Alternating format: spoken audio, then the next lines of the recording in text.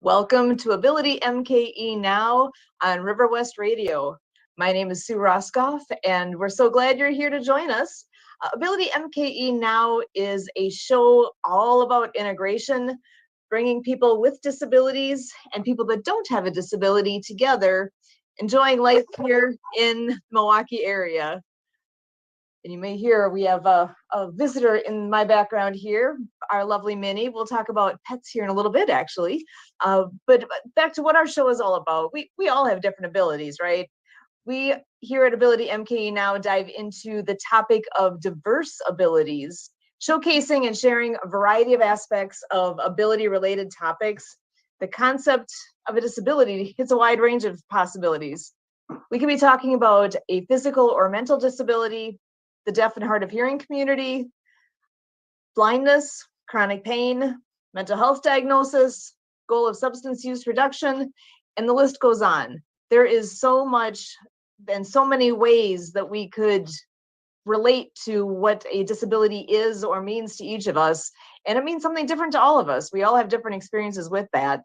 So with what we do here at Ability MKE Now, we showcase and celebrate those different aspects. And here we are going into the holiday season. We are looking at a big Wisconsin blizzard coming in tomorrow, and that's something that we all take seriously in our own ways. And we'll see what it ends up being. I know it's being touted as something bad enough for us to have actually changed our travel plans already. So, and I know schools are getting closed up already. Schools that we're going to be going tomorrow are not, so you have to check what's local for you. But I know our school district where we are already is canceled, so we are looking at some pretty heavy duty winter topics, right? So I know we have friends that are wheelchair users, and with that, I know in the past we've talked to them about what does it mean when there's a lot of snow out there, because you know when I walk, right? I use both feet, I walk that way, and I know I have to look out for black ice and for the possibility of what's going on with the snow and all that. When you use a wheelchair, there's other considerations you have to take into account as well. So things like if the sidewalks are not shoveled off, they can't get through. I mean, I probably could get through. I probably won't be real happy walking through snow, that's more than a couple inches that are, to get my shoes all messed up, whatever. But if you're using a wheelchair or even crutches or anything along those lines, you really have to think twice about where you are able to go and how you get around, because if those sidewalks are not shoveled off, they can't get through, or they might get stuck. We've had a friend that uses a power wheelchair, and I know I've seen him get kind of stuck in the snow and his wheels are spinning. And you know how scary that is if you're in a car where you end up with your wheels spinning and you can't move forward, you can't move backward, and you're like, oh my gosh, what am I going to do now? I'm stuck. Imagine you're in a wheelchair doing that. Where's your protection? Whereas at least if you're in a car, you're at least in the car, you've got some protection that way. But not if you're sitting in your wheelchair, you're out in the elements then, and you've got to somehow figure out how to call for help, or there's different considerations, right? So it's just something to think about as this is coming down, and just please take that time to actually clear sidewalks, clear the ways into from one sidewalk to the next, the curb cutouts and all those places that need that. Please remember to do that and keep that in mind. That's just something I like to remind people of the importance of that. It's more than just making it nice. It's actually something where it makes a difference. There's people that aren't able to actually get through. So I also have, obviously, Kurt is here with us as always. So I want to bring him in to say hello to everybody and just share what might be on the top of your mind at this point. Thinking with the snow is coming and the high winds and the awful bitter cold that is being predicted. Come on in and say hello. And what's top of mind with you right now? Well, yeah, here in Milwaukee and southeastern Wisconsin, and otherwise Wisconsin entirely. Yeah, we're here in our place where winter rolls in, and we have our weather, and snow comes and cold comes. So it's what we do here. But yeah, here with Ability MK Now, we have our considerations to look at as Milwaukeeans being humanitarian and considering how we might be helpful and accommodating folks out there, our Milwaukeeans with disabilities, and kind of help that may be needed to help Milwaukeeans, get out and around and doing what they want to do, to look at, this season with the activities going on and things on the civic calendar and the social and community calendars, the event calendars, and to consider, how might our Milwaukeeans with disabilities be challenged to attend these activities and do what they want to do, and how well are they doing at home? What happens when somebody's used to having their heat work, and say there comes to be somebody in southeastern Wisconsin that all of a sudden their heat doesn't work. They have that concern. We were talking about in anticipating weather conditions that, if we're in this time where there's severe cold and hazardous type conditions, if it gets, below freezing and, quite a bit below zero wind chill and so forth, and then somebody has car issues and stuff like that. And, so for emergency services, where we might be counting on them and they might not be able to respond the way we think. And, the talks have been, you have to consider what if the weather is so severe and all of a sudden you're out in the elements around Milwaukee and you're at risk of frostbite and stuff like that. And so the vulnerabilities just kind of have extra considerations across some of the disability communities. So it's really a time to really think and, a little bit on the mental health side that, in the week ahead, it may be a great mindset for most Milwaukeeans about how great, it is to be at this point on our calendar.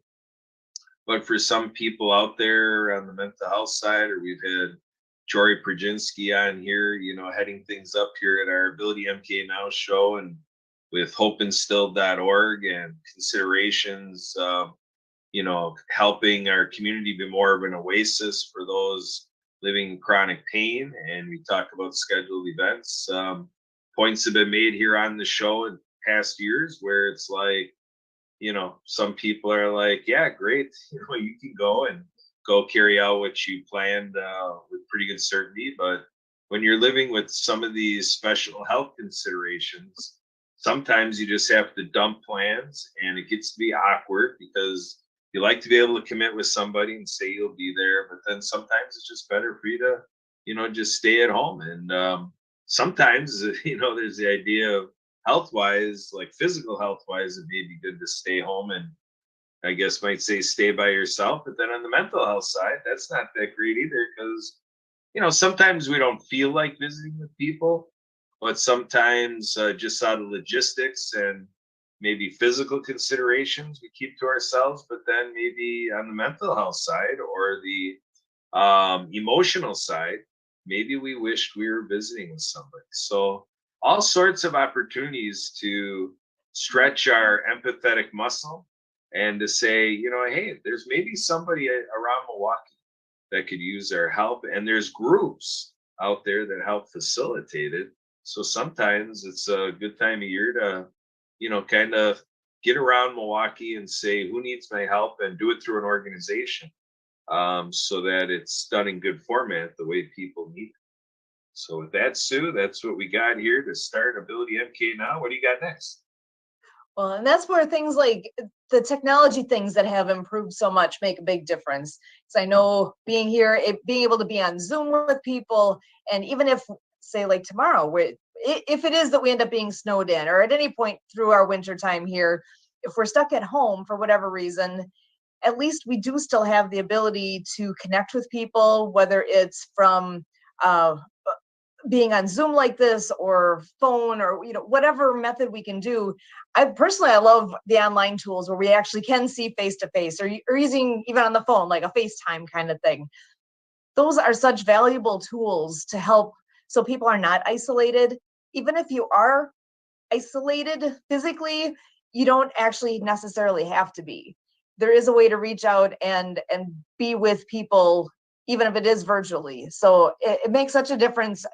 Personally, I am thrilled through COVID, when all these tools became more and more common and more used, and people are accustomed to being able to use them. I think that's made a monstrous difference for people to have those methods of being able to reach out and at least virtually be with each other.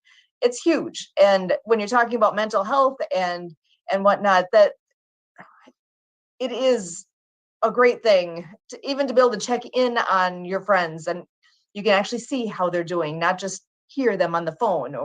But the big thing is to be reaching out and touching base with them. That's at noon every day. We do the shakedown. I know we've talked about the 12 o'clock shakedown before, and that's a big thing. We have a group of us that we meet every day, and not everybody is able to make it every day, but we try to, and I'd say we always have at least a small group of us there that are actually connecting every day at noon, doing what we call what was named the 12 o'clock shakedown. So it's something that takes place at 12 o'clock noon Central here. And we get together on Zoom, and we also do this live on Facebook, so that even if you can't be there right at noon, or if you don't want to join us on the Zoom call, that's fine. You're able to do it yourself. But it's called the shakedown because we literally grab something that we can shake, whether it's Kurt has maracas that he uses. I've got a little container with rice in it that I shake. You don't even have to shake anything. You can shake your fists if you want.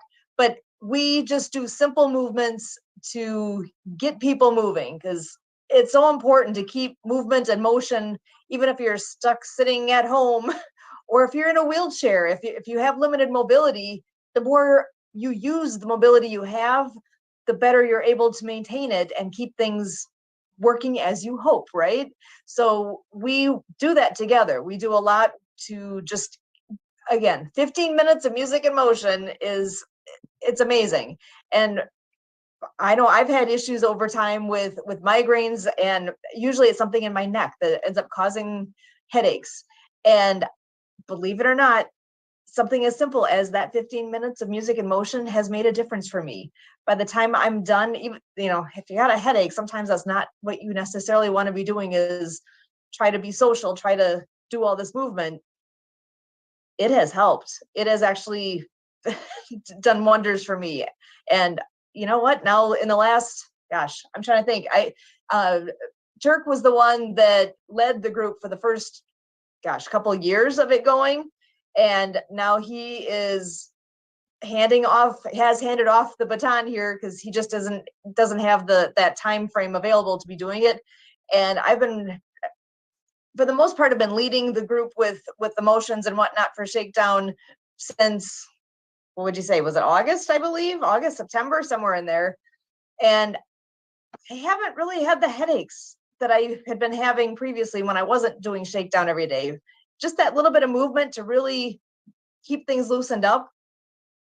It's made a difference for me.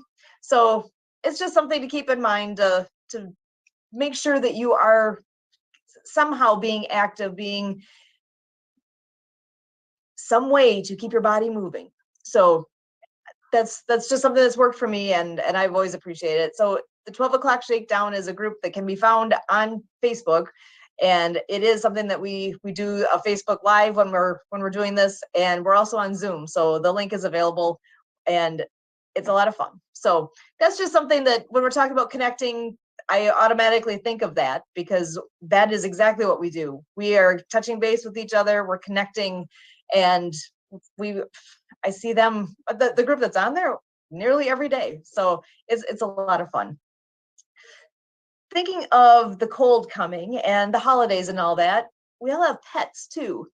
We have a friend of the show that has taught us a lot about pets, and it's something that I just think about with all the things that keep changing or that will be changing here in the next few days with what the pets are going to be having to deal with too. They have to adapt to all the people coming and going from the houses and the cold weather, and just we have to be cautious with them as well, right? If it's too cold for us to be out there, it's too cold for them too. So we have to be careful with what we're doing with them. So with Ability MKE Now, I'm even thinking ability wise with our pets. What are they able to do, and how can we take care of them? So Kurt, I actually want to toss this back over your direction to ask a couple questions here, because we're coming up on the end of the year, and it's been a heck of a year. A lot has happened. We've had a lot of amazing people on the show here. We've done there's been some big events that we've been a part of. I'm wondering, as you think back to this past year, if you have any particular highlights that stand out in your mind, whether it's a particular interview, if it's an event. There's been a lot of things that have been ability related. So I'm just curious if you have any specific ideas of things that stand out to you in this past year. Well, I guess, not as much, kind of hitting a highlight or anything. I think it's just more the culmination, because, when I set the layout of Ability MK Now 6.5 years ago, I thought of, as we talk to our Milwaukeeans, and our Milwaukeeans are listening out there, I kind of want to make this show along a year, in a year's worth of programming, to talk about, like ability ministry, to look at like our faith spaces across Milwaukee, and to say how are, or in what ways aren't, faith spaces considering Milwaukeeans with disabilities to make what is facilitated through a faith community accessible, feasible, attractive, and the way that people with disabilities would like it. Now, when you look at here at Ability MK Now, have we talked that much in that direction? Not remembering, a whole lot. So being aware of that as we venture into 2023,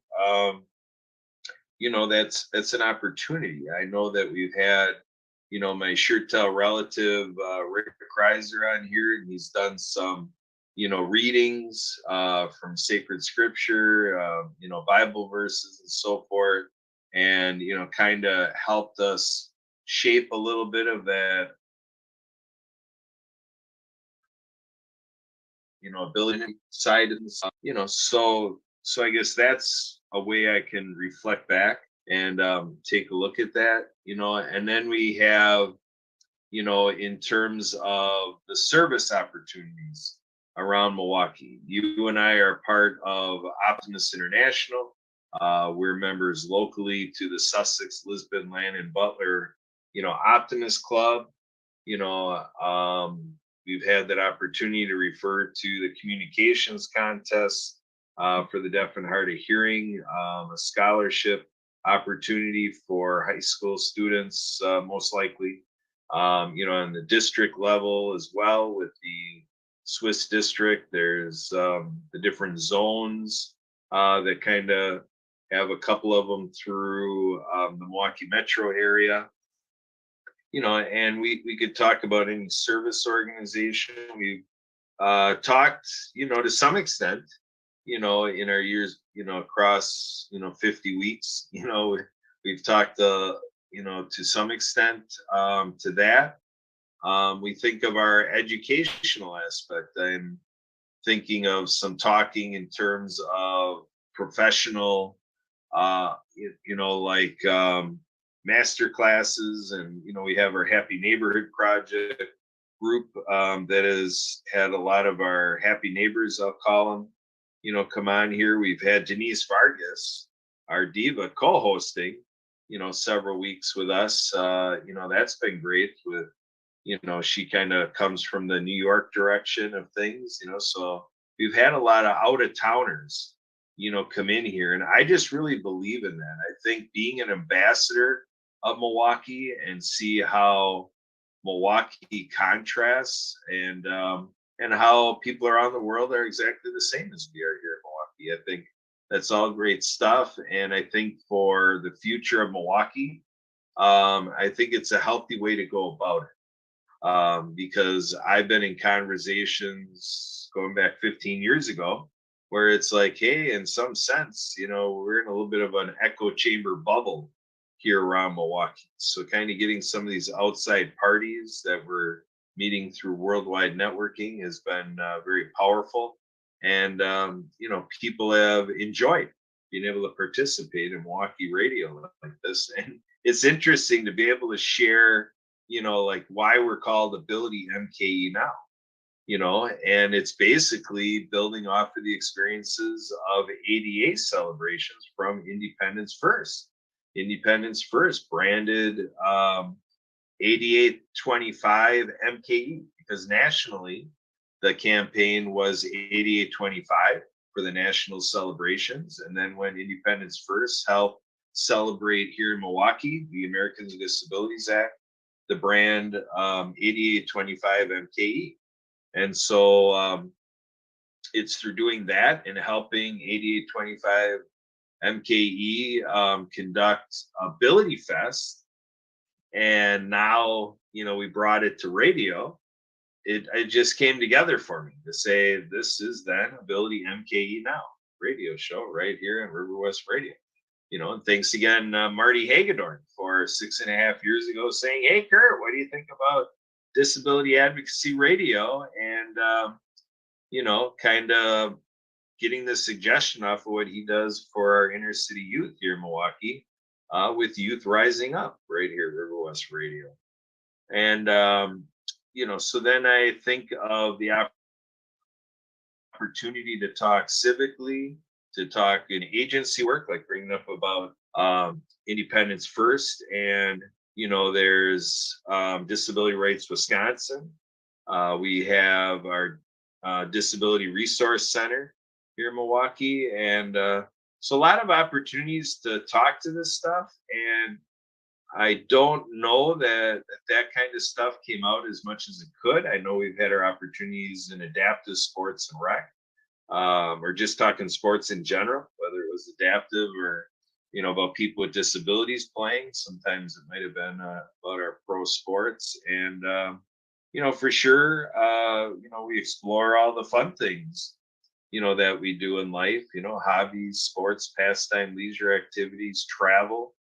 I think we had a little bit of discussion about that in terms of the considerations of travel. You mentioned about pets, that's a whole other area, but the idea of traveling with your service animal, that kind of stuff.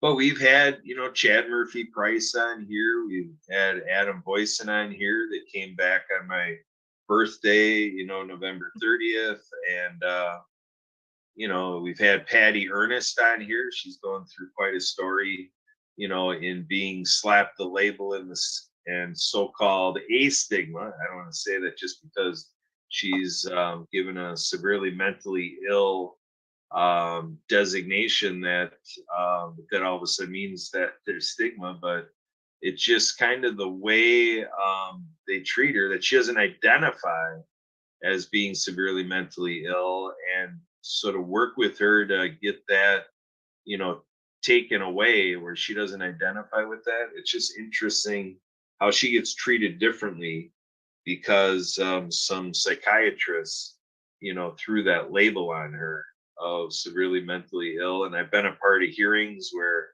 I just can't believe what's going on bureaucratically.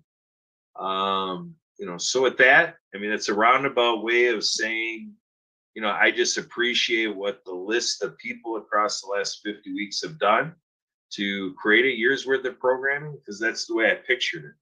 It takes several shows, and it takes months of shows to really shape the potential of what we got here each night in 29 minutes. So there you go, Sue. I'll let you take that and see what you got for a conclusion here, right at River West Radio with Ability MK Now. You and me talking, Roscoff style. What's your side of it, man? Well, I think it's huge, all the things. When I think back too about this past year, obviously a highlight for me is always our adaptive skiing events. And that's where we have that chance to actually interact with our participants up close and personal. And it is, until you have that chance, it's hard to describe it and make it real. You can look at the pictures, you can see the smiles on their faces. I know with one of the moms, I was in a boat with one of the moms, and her son who has autism was in the sit ski, and the mom sharing with me just the expressions that her son was having, and the actually like just literally shouting and screaming and excitement and happiness and all that he was doing, that the mom was in tears with how happy she was to see him being able to be this happy, this expressive, being able to actually experience that. And that's something that the only time she ever sees him really truly being able to experience that kind of joy is when he's behind the boat like that. And he always looks forward to coming, and they come as often as they're able to. And that's just in my mind a big example of why we do what we do and why we want to share what we do, because it is such an impact, and it doesn't make a difference for everybody, right? It's not for everybody, but it made a difference for him, right?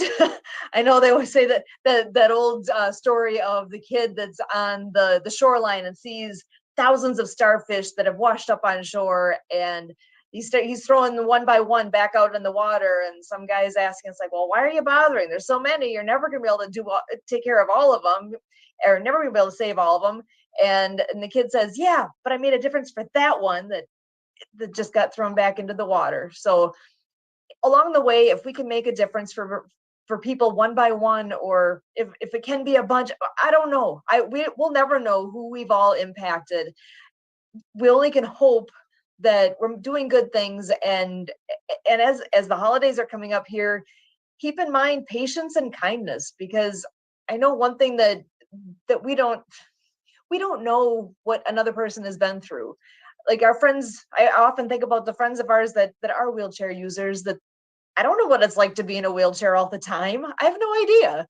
Why would I know? I don't have that experience.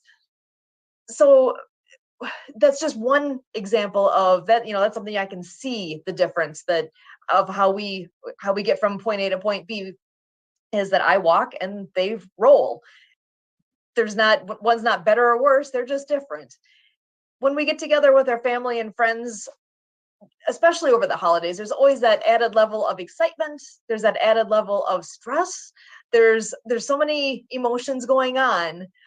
I just personally need to remind myself, and I'm reminding myself out loud so I can remind everybody to just remember to have patience. You don't know necessarily where that relative is that you haven't, mentally speaking, that you haven't seen for months, perhaps. And just remember to be kind and do what you can to be accepting. And that's, again, with what we do at Ability MKE Now, trying to celebrate our differences and our abilities and what everybody brings forward. I hope that we're all able to do that to the best of our abilities over this holiday season. So, Kurt, thank you so much for sharing tonight. My name is Sue Roscoff, and for us here at Ability MKE Now, we thank you.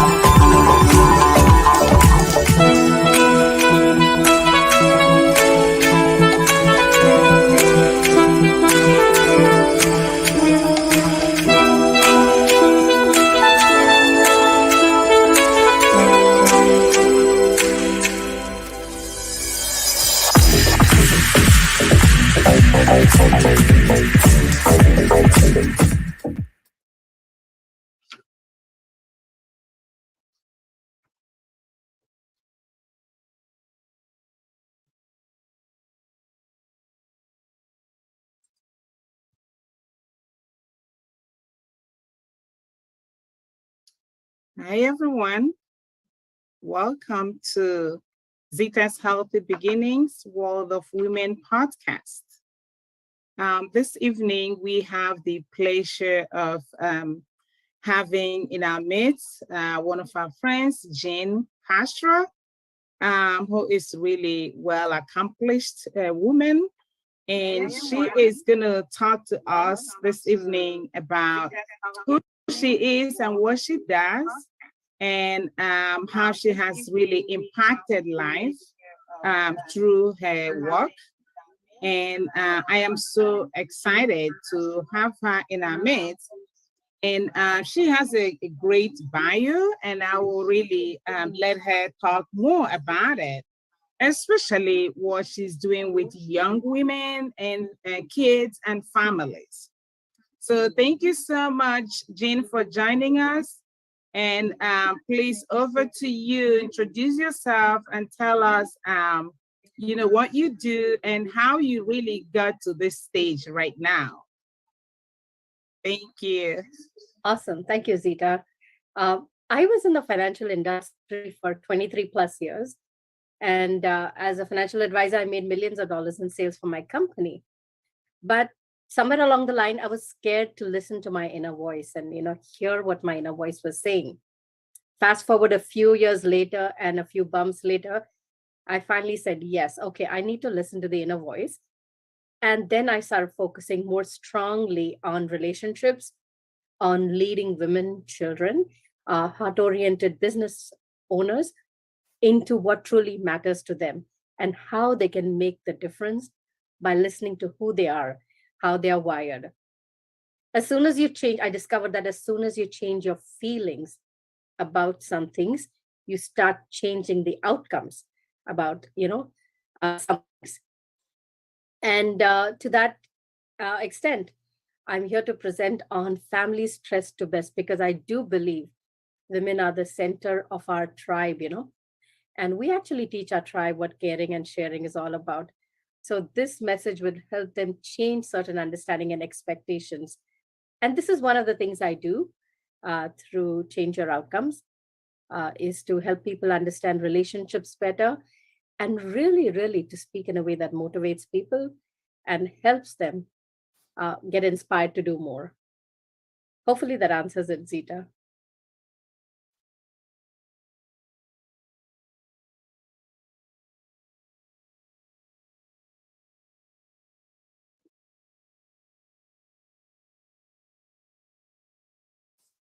Were you able to hear, Zita?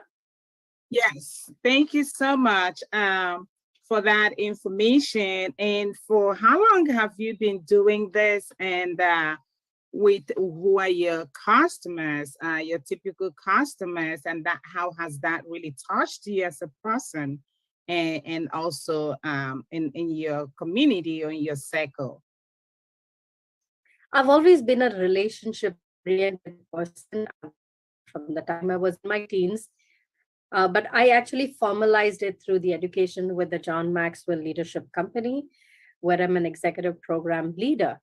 Because I really felt if I wanted to impact people, I wanted to do it in a structured, I wanted to learn the structured way, do it in a structured way to train, coach, and facilitate. And I started the journey in 2016.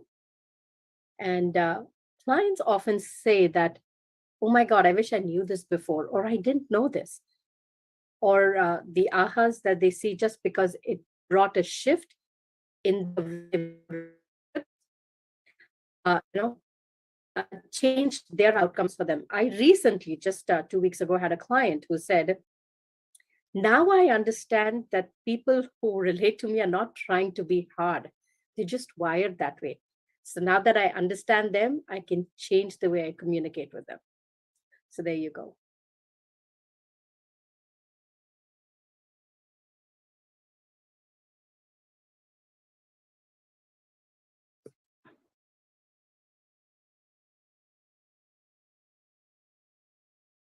Okay, so we all understand how hard relationship can be, and especially in family setting. And when we really find it difficult to know who we are And it becomes a challenge, really, to relate with other people. And people like you have the skills, and they have the, willingness and the openness to really talk to other people, invite them to self-awareness, to work with themselves, to work with experts, to help them to really get in touch with themselves, get in touch with other family members or people in their circle. And we know that that really takes time. And we also know that there are people in their family, that was not, for some reason, they missed that.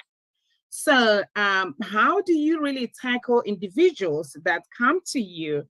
They have that willingness to interact, they have the willingness for self-development, but they don't know how to go about it. So how do you really help them, as well as, bearing in mind what their shortcomings are? How does that work? So one of the ways I help people is through their DISC report. Now, the presentation I'm doing today is a snapshot of our personalities.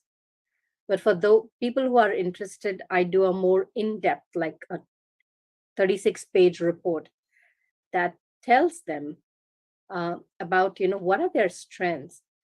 What kind of languaging do they respond to? What are their motivators? And often when they look at that, they're like, yes, that's the way I am. That's the way I like it when people talk to me like that. And in that, I also cover with them what are their challenges, what are their blind spots. Bear in mind, this is all verifiable and researched information right from 1920s, right? Once they see this and they're able to see their strengths, then we discuss the fact that they don't have to overcome their weakness. They don't have to be the best in the weakness. They just have to manage their weakness in such a way that it doesn't stop them from their growth. They just have to neutralize their weakness, manage it in such a way that their weakness is not a stumbling block for their growth. Once they get that, then they put a few action points in place that will help them grow faster in the ways they are naturally wired. So if they like to talk and engage people, then you want to look out for opportunities where they'll continue to shine in that way. As people who like to talk and engage people, sometimes they might not be great at making schedules and doing the nitty-gritty work. So then we teach them, what? Better to team up. If you know this is going to be your weakness, it's going to slow your progress down. It's better to team up with somebody who's gifted at that. That way you can team tag and move faster, because you'll never master what you're not blessed with, right? So let's understand that quickly, understand what your strengths are. And for those things that are not your strengths, let's look at ways that we can neutralize them. And sometimes one of the tips I give them is team tagging with, another accountability partner in that area. So that's one of the ways I handle it when people come to me to say, I want to grow further. I want to understand myself and make sure I balance my strengths and my weakness. I hope that answers that, Zita. Yes, it does. It does, absolutely. And I'm glad that you have that, because, in a fast-paced environment right now, a lot of people have the willingness to do a whole lot of stuff, including to improve themselves. But because of where we are and what we're doing, which is too much at some times, and you can't even stop to take a breath, catch your breath, so it becomes a challenge. And when it comes to family, taking care of, kids, and juggling everything, it is even more challenging. So you want to talk a little bit about the photo you have here, and talk to us more about it. And yeah. Awesome. This photograph is the start of our presentation about managing families and moving from a stress point wherein you say, oh my God, my teens, I don't know how to relate to them. They give one word answers. Or even this child likes to talk all the time, but it's not getting work done. So sometimes, or they give me pushback. So sometimes we're dealing with all this and we cannot seem to go ahead. And then what you do is you experience a stressful situation at home. And here are the tips wherein I will show you 4 different styles in the presentation of how each child could be. And you will then see, oh my God, now I know that when a child is behaving this way, possibly this is the way they are wired. And you know what? Possibly this is the way I can relate back to them. So it doesn't become a stumbling block and a head-on, head-to-head banging, but we actually move ahead with our communication. I'm able to shore them up, and we have a happy communication relationship. Any relationship is always a building point. It never is like one fine day unless you get along extremely well with a person. But many relationships are cultivated.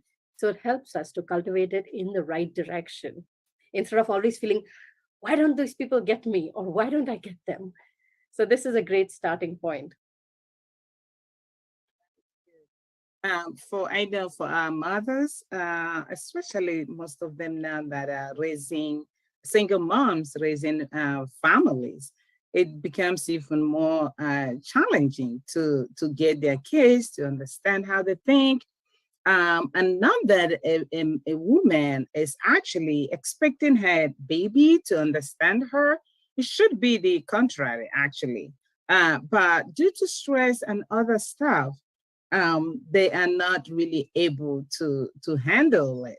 So now, when you guys do, is there anything like family? Do you get into like family counseling or do something in that realm where you are looking at the whole picture holistically? Taking care of the child, taking care of the mom and the dad, and trying to really make them whole by really taking them apart, if you know what I mean. Dealing with the problems individually, so to speak, and then collectively letting them understand, let each party understand what's going on. Talking to the kids in the language they can understand, if it's possible, but more so like dealing with parents and having them really understand what is going on. And sometimes to get it that it isn't really the kid's fault. Is there any programs like that you also have that helps? Yes, Zita, we do have a program that helps them in that way. What we do is we actually do the mom's report, so the mom knows how she's wired, because remember, often opposites attract in a relationship. Then we do the partner's report, the other partner's report, so they know how they are wired. When do they tend to butt heads, when they tend to be more demanding, to recognize the stress signals in each of the partners. So to know when to be sort of demanding, when to let go, when your partner is going through stress. And then also, when you understand your children's wiring in the same way, there are simpler reports for children. You know that, like for me, for example, I'm wired in a certain way, but my 2 sons, I've got 3 kids, are wired in a slightly different way. So I like to be engaging and talking. For my 2 sons, if they push them on stage, they're like, no, mom, don't do that. Like, don't do that. We don't like it. And it took me a long time to understand that I have to get okay with the fact that they're not comfortable being in front of people. They don't have the same joy. And of course, when I did the program like this, I was like, oh my God, no wonder. No wonder they're more the quieter kinds. And you will see that in the presentation. And I was actually sharing the other day. Now it makes sense. I said, why teachers would always say, your kids have to speak out more because they're wired in a particular way wherein they prefer to take in and understand first before reacting. And so they tend to seem like they're quieter, but on the other side, they just tend to be more compliant, more little correct, which is fine. Now that I understand them, I'm able to give that space. So automatically it lessens the stress. The other tip I'll share with you was when I learned my daughter, that was about 5 years ago, I did a similar test and I found that she was completely outgoing.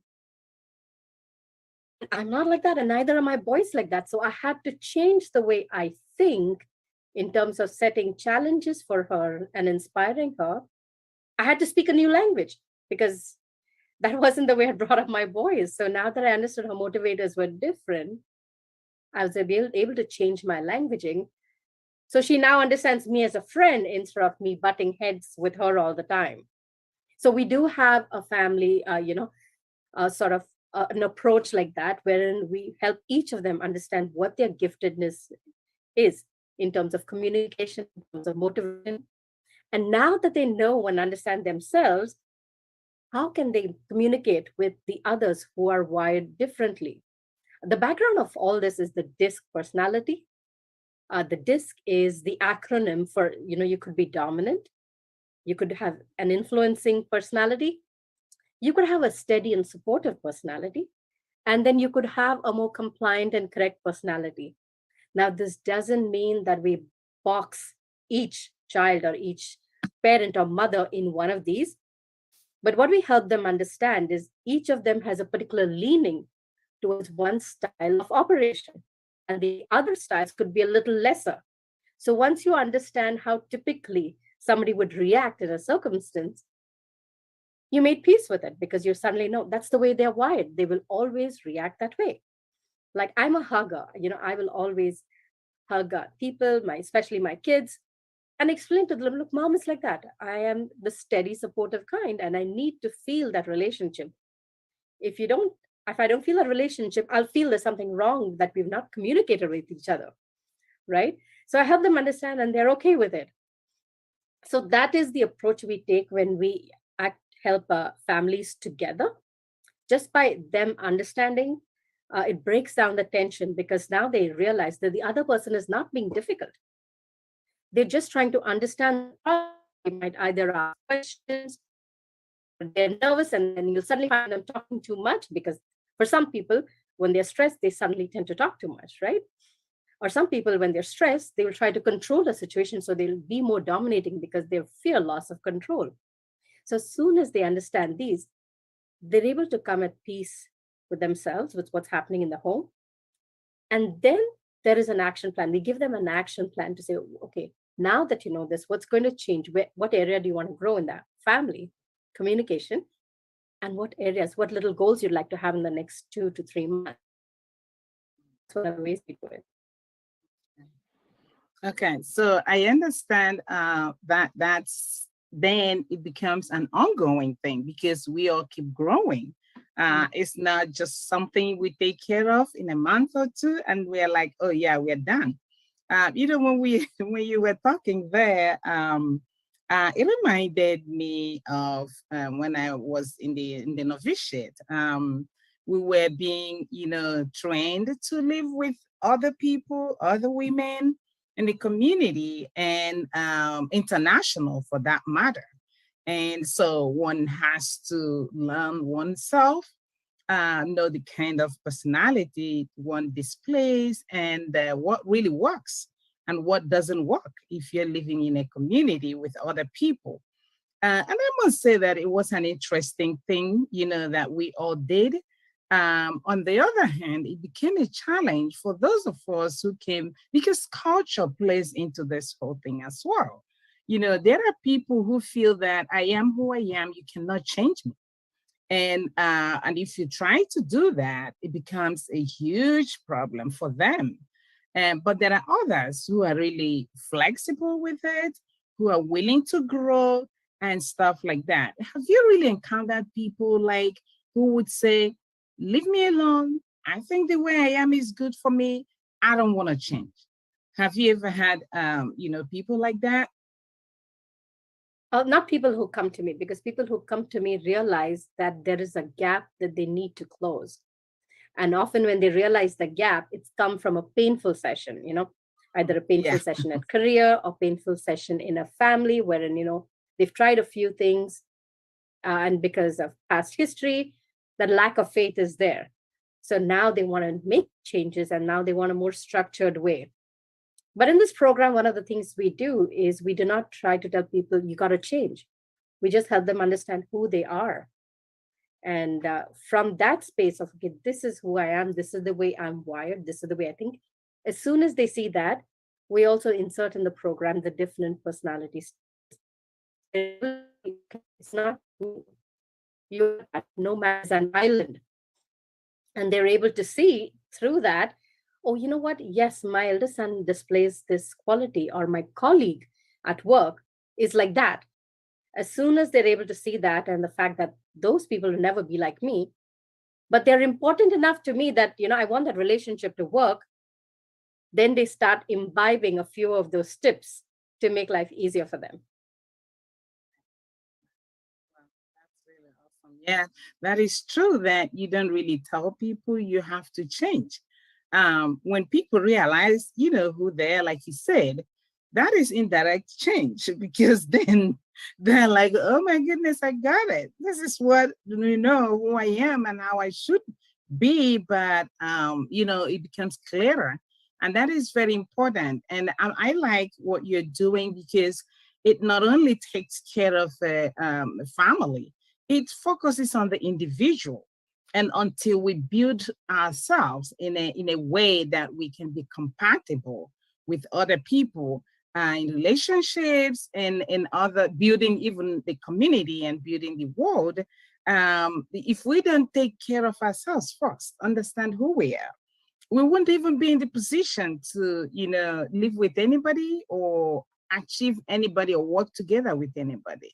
So here now we have our audience who are here listening. I would like them, if you have any questions for Jean, please unmute and ask your questions or comments, because this is really focusing on individuals, who we are, and what we do and how we want to really be the best of ourselves. So unmute and meet yourselves.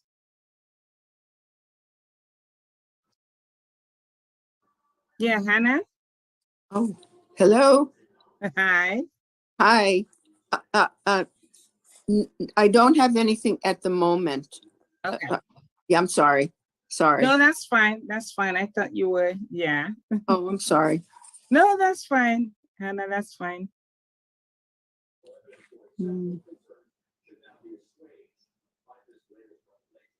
Yeah, so sometimes I have, like I said, I have gone through this kind of trainings, and and I was really thinking, yes, I'm glad you said that. If you can do the presentation, please go ahead and present so we can, learn more. Awesome. So today what I'm going to do is, Zita, thanks for that. I know we have an audience of heart-centered women, and this presentation today is going to talk about how we connect to our child's giftedness. But I'll be honest with you, whenever I've done this presentation, even adults have come back saying, oh, I recognize this in my sibling or my spouse or my partner, So feel free to take it as you see, yourself. We went through this before, but I am a people person, and that's why I talk about relationships. I believe each of us is unique. I'm a loving wife and a lucky mother. At least I hope my children and my husband say so. And of course, I have the Maxwell Leadership Program behind me, and this presentation is part of that. Now, often when we look at other families, we think everybody has got it together. No, everybody's happy, everybody's joyful. There you go. Everybody seems to have got it together. And then when we look at our house, ourselves, we magnify a problem and I think, oh my God, I'm running between pillar and post. This one, I'm trying to this one, I'm trying to be the perfect mother, perfect baker, perfect wife, have a schedule, have a business, and you're all over the place, right? So the important thing is to know that you're not alone and things don't have to be so scary.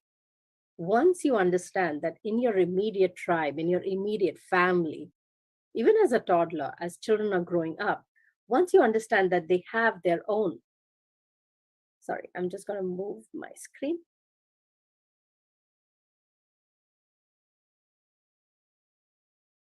Once you understand that they each have their own giftedness and personality style, you get the tools to communicate with them in ways that they understand and respond positively to you. So you don't have to feel like you're all alone and that you have to deal with everybody in your immediate surrounding and feel victimized. No, these are tools that's going to help you to be more stronger and positive and show up as a leader in your communication. Now, do you have a child who seems to be a born leader, right? They're dynamic, they make decisions fast, they're goal oriented, they seek solutions. They sort of have an activated tendency. Okay, let's do it, sort of. They like to lead and organize. And this child, you can throw anything at them and they will excel in emergencies, right? Now, that's great that this child is gifted. But if you recognize that you have a child or a person in your immediate vicinity like that, here is sometimes where you might get some, difficulty from them in terms of relationship when they seem resistant, when they seem like they're very strong-willed, like, oh my God, this person made my mind, I can't get him to change or get her to change. They seem to be rebellious, angry, like, they come across as angry and you're thinking, what did I do? Like, what went wrong? Sometimes they seem to be demanding or controlling. If you notice this in this child, then that's your indicator that for some reason this child is under stress.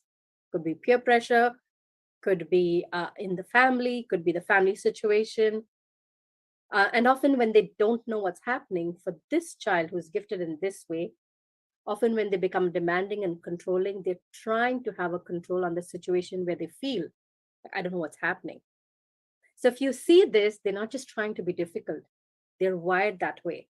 They're trying to gain understanding and control of something. I see Hannah nodding. Of something where they don't understand. So just understand it's a stress signal. They're not being difficult towards you. Now, how, if you've identified such a child, how can you motivate them, right? This child is a natural leader. Give them an opportunity to be in charge. Say, hey, I need to load the car. Can you help me pack it up properly? Can you tell the others what to do? Or can you drop a timetable for us, right? Give them an opportunity to be in charge and control of something. Like, for example, when my husband, who's also, a DJ and plays for parties, when he goes, he takes my eldest son, who seems to be wired this way, and gets him to, sort of load the car, put up the wires, do the things together. And my son feels like he's in control, he's in charge. So always look for opportunities in your household. When you feel you have a child wired that way, give them the leadership. Give them the leadership in the small thing and say, here you go, right? And then they will feel engaged and they will feel like they have the control on the situation. And you can uplift them by this messaging, right? Say that, I like that you're confident in yourself. I like how you set your mind to do something and go after it. So when you use this languaging, when you compliment them, it uplifts them. And they feel like, yes, my mom understands me, my parent understands me, right? And then they feel like, oh, I want to do something more, right? And you tell them, I like how you're committed and decisive. So now that we've seen this child, we will go on to the next one. Now, one of your child, see if you can identify this. They're outgoing, right? They volunteer for jobs easily. They make friends easily. They're emotional. They're not scared to tell you how they feel, right? If they like or don't like something. They can be very inspirational. They're fired up with an idea and they get everybody else fired up with it as well. They have high energy until the time they drop dead in bed. They're like, oh, let's do this. Let's do this. I'm like, you just rest. It's 8 o'clock. Don't you wind down? They're having creative ideas all the time. And they like to talk, right? So if you notice one of your child has this kind of leaning, that's your outgoing child, right? It's wonderful to have these, but like all of us, we go through stress when we do not understand, when we have peer pressures, when we have school. When will you notice that they're getting stressed? When they're suddenly becoming too active, they come across patients. Sometimes they're nice, but then sometimes you notice they get louder. Like when they do not understand or trying to control something, they get louder. You'll notice that they're always seeking attention, sometimes negative attention. When they feel stress, and one of their qualities The reason they talk and they chat is because they want people to like them. That's how they're wired. They're born to be engagers, they are born to be influencers.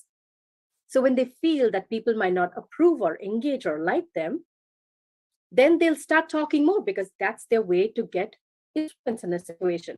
So to them talking more loud, seeking attention, even negative attention, and huge emotional displays up and down, up and down. Oh my God, if you're there, you feel like, I need a break. But if you notice that, this child having this kind of behavior is not that they're being dramatic or being difficult. They want to have influence. If you've seen here, they're outgoing, they love making friends because they like that influencing aspect of friendship. And when they feel that that's not there in a class, among their peers, the stress might show up in this sort of behavior. Once again, as soon as you know them, you can see what is causing the stress, but how to motivate them, right? Give them an opportunity, socialize and talk. Ask them, how was your day? What happened, right? Give them an opportunity to come back. Don't cut them short when they want to share with you, because that's the way they process, right? When you give them an opportunity to socialize, then they feel like they're being themselves. The funny thing is, for these kind of children, one of the greatest pains will be if you take away their opportunity to socialize. If you tell them, no, you cannot go for that extracurricular activity, their face will become so small. They're like, no, I want to go. Then do your chores first, right? Because this child loves to engage and to talk and be with friends. And then you want to shore that up. You want to say, no, I like that you're fun to be with, because that is fun. When my daughter was about 6 years old, I remember I was telling her to do some homework or learn something. And she's like, Mom, that's not fun. I'm like, I was thinking in my mind at that time, who tell me life is fun? But of course, I learned her personality later, and these people will gravitate to what is fun. So shore them up, saying, I like that you're a friendly person. I like your enthusiasm. That's contagious. Because this behavior has meaning for them. They're wired that way. They understand what it's just to influence, and they thrive on that, right? Now, your next child, you probably notice this giftedness. Now, some of your children might be very easygoing, right? Real blessings. They're well-balanced, quiet, but they can be witty at times. They're often agreeable. They're like the Miss Nice or Mr. Nice around. They're good listeners. They often help and they look out for others. You'll find that they're consistent. When they take up a routine, they're consistent. They will do it this way, this way, this way, this way, this way. They're often reliable and dependable. When you tell them something, they'll take a little time to understand, but after that, they will keep doing it consistently. You can depend on them to finish that task, right? They're like little leaders. They take a little time to develop, but after that, they consistently tend to be reliable. Now, this child of yours loves to be steady, loves to be, part of a team, loves to be easygoing. So there's general agreement. They thrive on that. They hate disharmony. They hate discontent. They hate quarrels, confrontations. They're like, can we just all agree to disagree in a nice way, right? And this is that child's juice. So you can't force them to like confrontation because they're not wired that way. So if you notice somebody like that, they really, really thrive on a peaceful atmosphere, right? And you'll notice that when they're stressed, like there's too much of change happening, sudden change happening all the time, you'll notice they're submissive because they're trying to grapple with the situation, or they're stubborn. Like depending on how they feel like a threat to their security. Who I am, this is my environment, I don't know what's happening. When they feel like this, they will be stubborn. This easygoing child, you'll feel, oh my God, this child is giving pushback. I mean, this child doesn't give pushback normally. What's happening?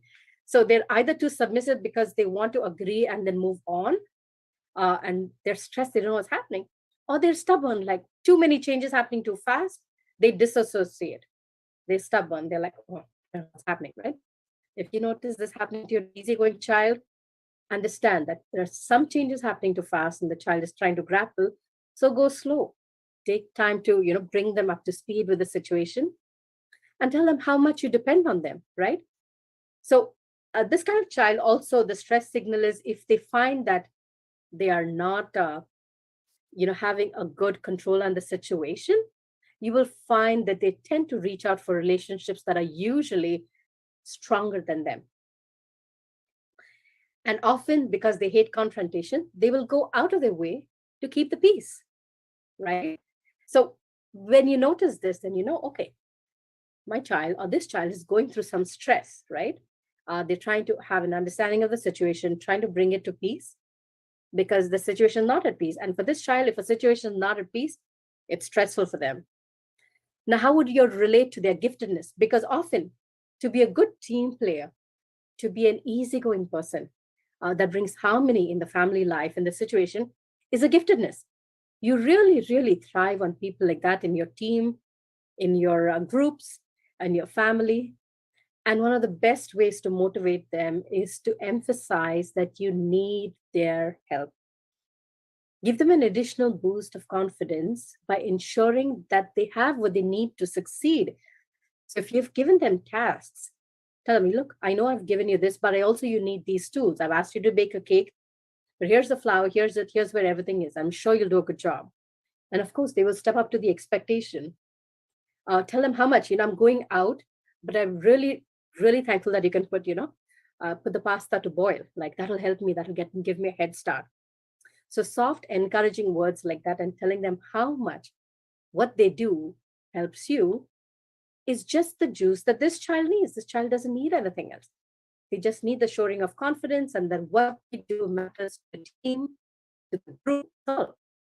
They are usually shy. They're not usually in the spotlight often, but they really, really want to know that what they do matters to the team, matters to the family, matters to mommy, matters to their class, their peers, their team, right, at school. And again, I've already shared the languaging. When you tell them, I like that you're a caring person. I like that you care. And they care. Often they don't want the spotlight. They don't want confrontation. They genuinely want harmony. So when you tell them, they feel good inside. They're like, I like that you're a caring person. I like that you try and get along well with us. I like that you're compassionate because that is their giftedness. Now, these qualities, you cannot, like I said, you just, your child either has it or not, right?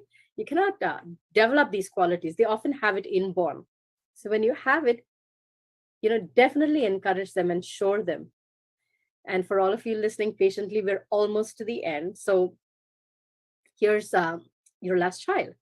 So this child could be, one of your children could be very analytical and logical. Usually they're organized about their space. They're creative. They tend to be creative. We'll think of creative solutions in the neat and logical way. They're usually conscientious. In their little things that they do, they're very methodical. They seek perfection. They want to do a good job. They're detail oriented. They will look into the details, and sometimes they look into the details too much, but that's the way they're wired. If you get work from the child, you know that it will be thought out thoroughly. These guys tend to be deep thinkers. And because they tend to be deep thinkers and, detail oriented, they easily see problems or errors. They're just wired that way.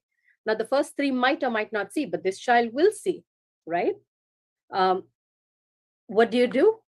When this child, because of their deep thinking, methodical ways, when stressed, how do they behave? And the stress is sometimes when they don't know, things are moving too fast. They tend to be overly cautious because they're deep thinkers. They want to make a good decision. So you notice these children, they won't sometimes react fast like the other kids. They want to be overly cautious. They will take time to decide. They will be critical because they don't like when others criticize them. So they're often critical of their own thinking and their own process. They tend to be pessimistic, not because they're pessimistically wired, because they also tend to see the problems first, right? Because of their detail-orientedness, they also tend to pinpoint the problems that comes naturally to them. So they may be slightly pessimistically wired. Now, when I say pessimistic, this in contrast to the second profile that I shared, where the person was outgoing, optimistic, different styles. Often when they do not have control, because they look at mostly data, logical, if they do not have control, the tendency to blame the situation or blame others is there because whatever they know, they have tried to find out, right? And they've tried to analyze and come to a decision. So sometimes They feel they have no control of situation, and they blame others if they feel that they do not have the right data set, the right information. And you'll find them being very technical, like A is A, B is B. And if you just sort of talk about a gray shade area, they're like, I don't know what it means, right? So this child would be, if you find them being overly cautious, taking time to make a decision, it could be that they are in a new environment, or they're being asked to make a decision and they like to take their time and think it thoroughly, when they make the decision. So it's okay, give them that space, right? The way you'd motivate this child is, don't rush them because they hate being rushed. But if you feel that they are the thinkers, give them the time to research, give them the time to analyze, give them time to ask questions. When this child asks questions, they're not poking holes. They're trying to understand it because their mind is like that. Their mind is analytical and data oriented. So they'll ask questions to plug in that brain. So give them that information, and connect to their giftedness. I like how you always try to do your best because they're wired that way as children. In the little they do, they tend to be very methodical. You like the work that they give to you. So always say, I like how you try to do your best. I like that you like things organized. And these guys are listeners, again, because they hate making hasty decisions. They will not only listen to data, but also listen to what people say so they make the right conclusion. Remember, these are the children who will ask you questions. So I like that you listen to what others say and feel. So this, my friends, is your 4 steps for the 4 different profiles that you may encounter. Now remember, there is no child that has only one profile. Everybody is a mix of all 4, but you will see that each child has, a higher leaning towards one profile and smaller leanings towards others. So this, you have the languaging to understand them and then to motivate them. And also when you feel that pushback, you understand that, look, they're not being difficult. They're going through a situation where it's new for them. They don't understand. So as a mom, it opens your eyes to, okay, what are they experiencing? What are they going through? What is the new that they're trying to grapple? And that gives you the opportunity to come up with some more tips and solutions. So I hope that helps, Zita. I'm going to give the platform over to you. Thank you so much, Jean. That was really awesome. And I am so confident that our moms out there are really happy with this presentation, because guess what? It says a whole lot about personalities, not only, like you said earlier, not only for kids, but also for ourselves, as adults. And having some of this information is like an expo.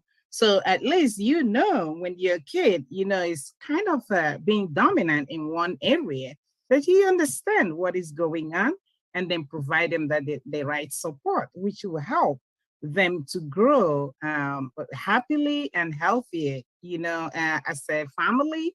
And also they will find their food actually in this society, because not knowing who you are is really dangerous, because then one does not know how to relate with other people, and you might spend the rest of your life blaming others and not knowing that it is just me, not really knowing who I am.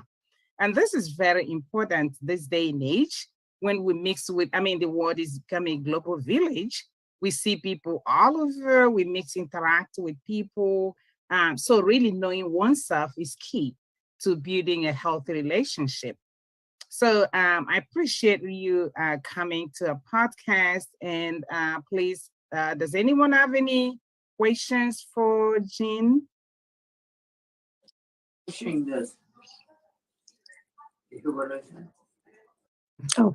Oh, hi, Jean. Yes, Hannah, go ahead. Excellent. And I'm familiar with Maxwell Leadership. Awesome. Great. Great. It's a great program. I was brought up very protected. I couldn't think for myself. Whatever my mother did, I had to do.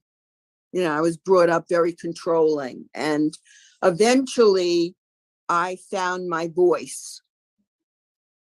took a long time, but I found my voice. And my children, I would never bring them up in a controlled way. Mhm. But you know, my first one, my son was very he was difficult. You know, I never knew where he was, but once he found his music, he's a musician and a teacher. Once he found that, he was like a different person. My daughter was very good. I had no problems. But you know, as they grow up, I realized, and what you were saying really made an impact on me, because you know, my daughter needs balance, and she's a guidance counselor. But I know, and I do you believe in birth signs? I did them when I was very small. I mean, as a child, it was more of a fun thing. Yes. But I kind of look at that. Now, my daughter is a Libra, but I know she needs the balance. I realize more and more. My son is an Aries, and he has the creativity. And so I've discovered that your presentation was excellent. Thank you so much. I'm glad you liked it, Hannah. I thank you for Zita, Emily, and Kurt team for having me give this to y'all. Thank you so much. This is precious. This is precious. And yeah, Emily, you have some comment?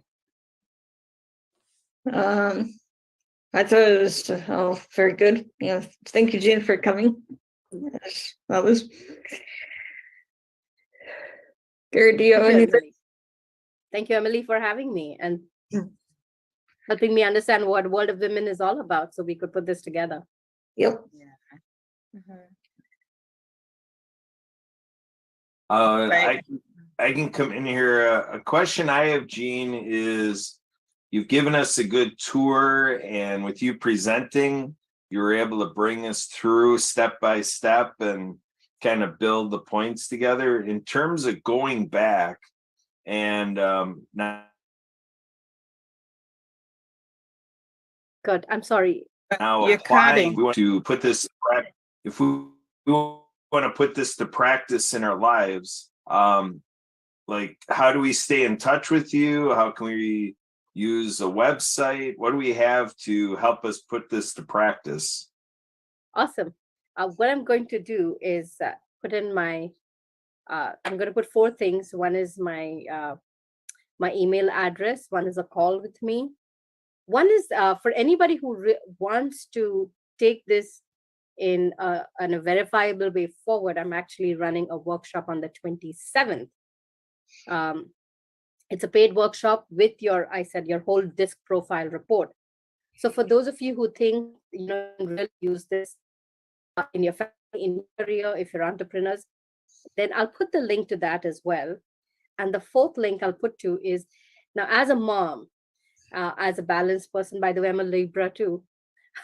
I believe that we really need to have, as a mom especially, we need to have sort of a balance in a day, an alignment in a day, to help us to stay tuned as a parent to what's happening in the household, in the family, amongst our kids.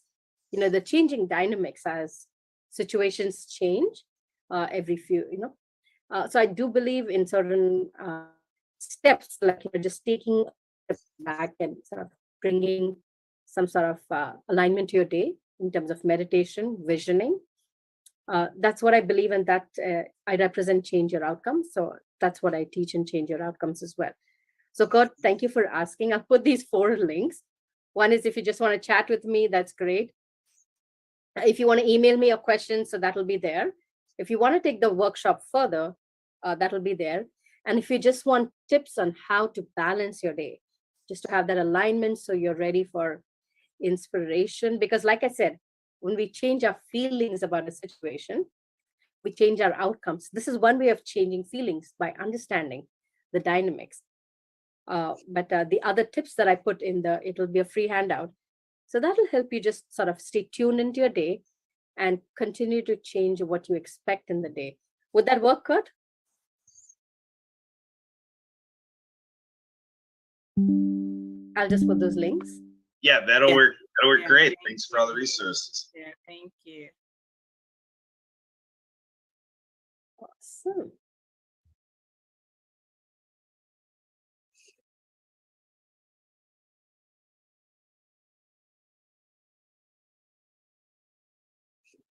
Yeah, I so like- everyone, Jeannie's gonna put her contact, and please get hold of her however you feel comfortable and take advantage of this. This is really like excellent presentation, and Jean has that expertise. Reach out to her, and she will be able to help you.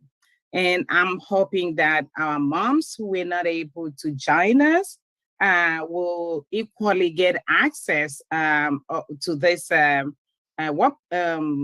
World of Women podcast, and get information, listen to the replay, and also take advantage of it, because this is really helpful for ourselves, like I said, as well as our kids in building a harmonious family. So again, thank you, Jean, for coming. And I hope you and your family enjoy the holiday. And I hope everyone here enjoys the Christmas holiday. And stay safe, stay warm. It's cold in so many places. I don't know about where you are, if it's that cold as it is here. It is. But- It is. I'm in Okay. Toronto, so I'm up north. Oh, yeah. And it's only going to get colder. Apparently, we have got Colder, ice and rain yes. tomorrow. Yeah, so just stay warm and enjoy the season. And we shall come back again on Tuesday at 8 p.m. Eastern.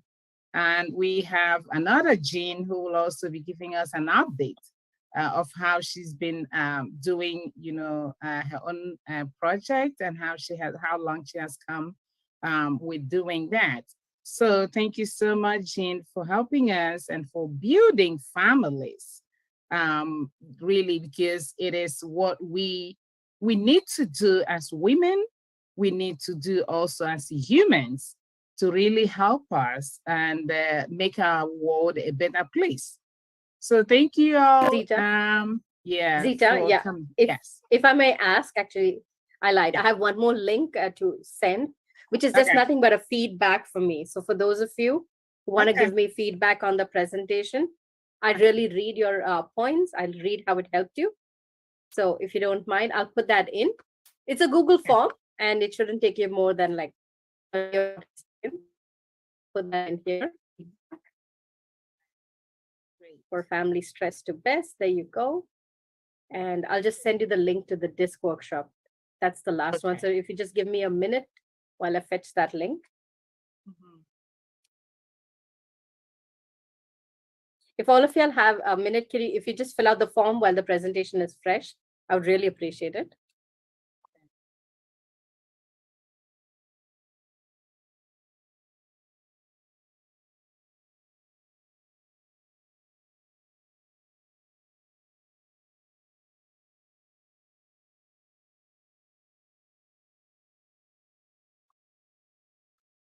Awesome. And this is my final link. And that's to the workshop if anybody wants to take it further. Else, I've given you like for easy days, just having a call. And please, I would love your feedback. So All right. So let's all support Jean and give her feedback. Those feedbacks are very critical in what it is. she does. Yeah. Yeah. So, okay. And thank you all. And if no one else has any comment or questions, I want to say thank you all. And we also thank the podcast. This podcast is made possible through the Ability Podcast in collaboration with Transform You Network and PAC. So we're grateful for the opportunity they have given us each time to reach our audience through this means.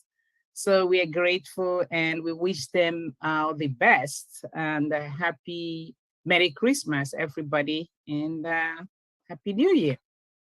Thank you all. Awesome. Thanks, Jean. Merry Christmas, Bye, everybody. everyone. Happy holidays. Thank you. Happy holidays.